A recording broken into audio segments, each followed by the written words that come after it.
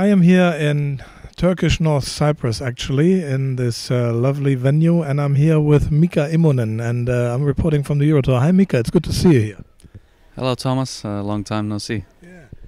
Well, for all you that maybe do not know, Mika and I, we have been rooming together in the second Euro Tour in 1992. That's a long time ago, in back in Holland. Do you remember that? Yeah, I remember that. Has it been that long? And you used to play the Euro Tour from the very early days, and then you took this step and moved to the United States. And how was that? That was probably a big thing in your life. Yeah, it was a big step. I felt, I was traveling since the very first Euro Tour, and I won the first one, and then I was touring around for like 4 or 5 years, and then I went to America for the first time around '96.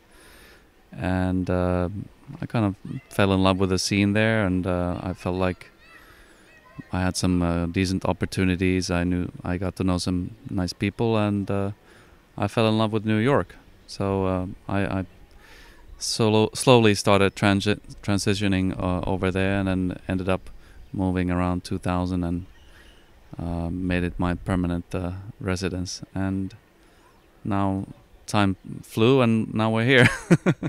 Yeah, time really flew. I mean, you have been kind of a world traveler anyway. I mean, if I remember correctly, your father was British and you were born in Finland, and then you moved to America, but you also had to do things in the Philippines in some time of your career. Is that right?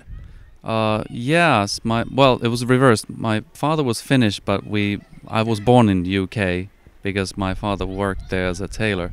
So I grew up my first 7 years in the UK, and something happened. My parents split up, and then my dad went back to Finland earlier, and then we stayed for a while, and then eventually went back to Finland, and I did my basic education, high school in Finland, and then I fell in love with playing billiards, pool in particular, and started traveling the world, really. Mm-hmm. And very successful, though. You won many titles and also many tournaments. And when you see that now, or when I saw you, like I think it was 2 tournaments ago in Treviso, I suddenly saw you at the Euro Tour, and I thought, hey, hang on, that's Mika. I haven't seen you in years, and now he's playing the Euro Tour. So is there a certain reason behind that, you playing the Euro Tour now?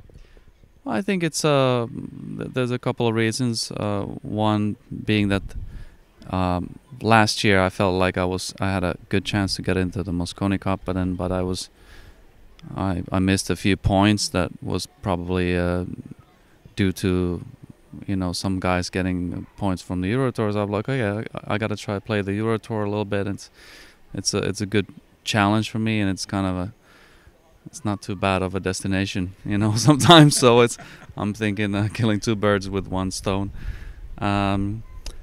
So yeah, I'm here to challenge myself and try to get some points, possibly earn the points towards the Mosconi, and it's kind of fun to be in Europe. Back in Europe, it's things have slowed down in America, and I'm used to traveling anyway. I don't, This time around, it's been a bit rough. My first round I lost, but I had to travel.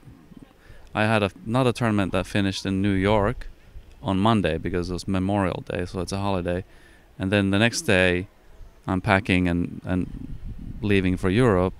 It took me 24 hours to get here somehow, and then I got here at 10 p.m. last night, and then I had to play to this noon, and then I felt okay, but things didn't happen my way, and so now it's a little bit of a grind to get back into the, hopefully get into the single knockout, and then get a little used to the conditions, and also the break is a little bit different for me, this type of break. You don't play this break in the United States, do you? I mean, you're based in New York, is that right?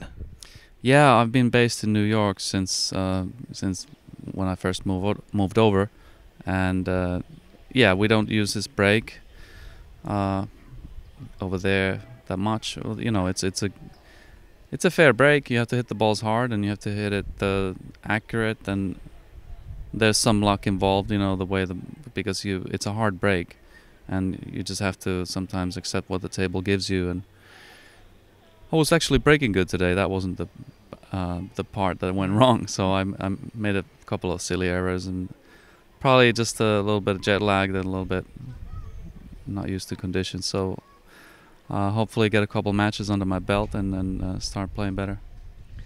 Well, I hope that with you. Let's have an outlook. Now you're in America and you say you really like the States, you love the States, you love the scene over there. You also like to play in Europe, and probably it's also nice to see some of your old friends here. I mean, there's a lot of faces that you know from the past. Is there any, or what is your perspective? Can you picture yourself staying in America and or coming back to Europe, or doing something completely different? That's kind of it's a valid question, because who knows what happens. I'm like a chameleon. I can easily adjust to any kind of situation. I've travel so much, and then I get used to wherever the environment that it is. Mediterranean area is nice. I spent some time in Greece the past couple months and met some really wonderful people, had a good time, and life is pretty steady in Europe, and we'll see what happens with the economy and my own outlook. If I'm going to get involved with any kind of business, that's also one of the things that's going to be a driving force. So who knows? It's wide open. Mika, from my personal point of view, it's always a pleasure seeing you. Thanks very much for the interview. I wish you all the best for the tournament, for your plans with the Mosconi, for your life and everything. And you're an asset to the tournament, and I hope we will see you in many more Euro Tour tournaments in the future. Thank you, Thomas. It's nice to be back.